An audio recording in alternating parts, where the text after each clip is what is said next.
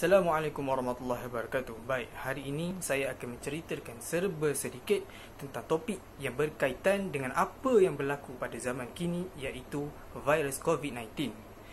Topik yang akan saya membincangkan adalah topik kematian wabak pertengahan.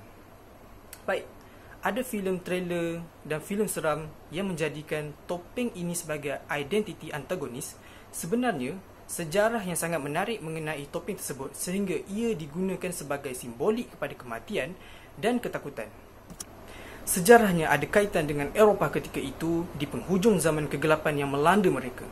Sebuah wabak penyakit yang sangat dahsyat, dikenali dalam sejarah sebagai The Black Death, yang telah memakan nyawa sebanyak 75 juta orang yang berlaku ketika itu di penghujung zaman abad ke-14 Masihi. Wabak ini menjadikan mereka yang menderita penyakit ini memiliki kulit-kulit yang kehitam-hitaman sehingga menjadi ilham kepada nama tragedi yang sangat menyayat hati ini, iaitu Black Death. Mereka percaya bahawa wabak ini disebarkan melalui bau busuk yang dikenali sebagai miasma teori, yang membahaskan tentang bahawa penyakit dan wabak yang berlaku ketika itu disebarkan melalui bau busuk yang datang dari mayat dan pesakit yang sedang mereput. Mereka percaya bahawa bau busuk ini akan mencemarkan udara sekaligus mendatangkan penyakit kepada mereka yang menghidunya.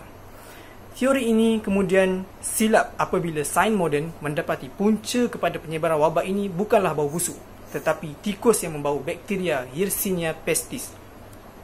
Pakaian ini mula diperkenalkan ketika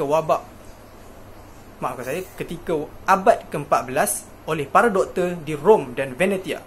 Ketika wabak ini bermula, namun mula menjadi popular di Perancis ketika wabak yang seumpama dengan yang berlaku pada abad yang ke-17 melanda Eropah. Terima kasih kepada Charles Delon, seorang doktor pada pertengahan abad ke-17 yang mencipta kostum ini. Setiap bahagian pada kostum doktor zaman pertengahan ini mempunyai fungsi yang dicipta berdasarkan miasma teori ketika itu.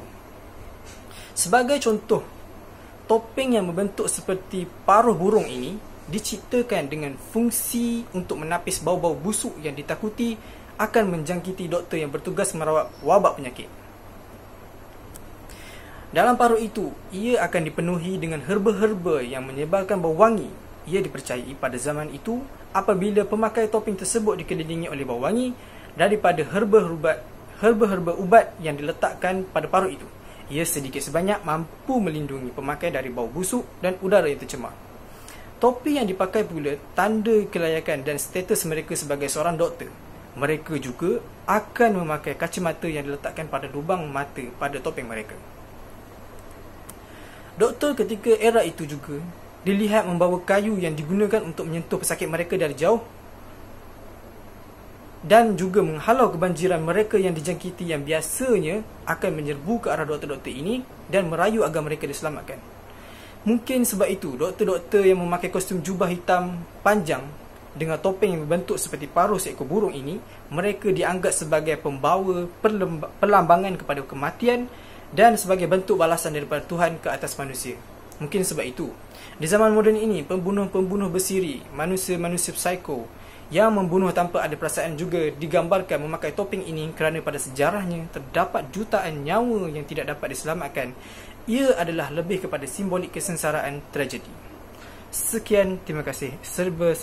Itu adalah serba sedikit daripada saya tentang perkongsian yang berkaitan dengan keadaan yang berlaku pada ketika ini. Assalamualaikum warahmatullahi wabarakatuh.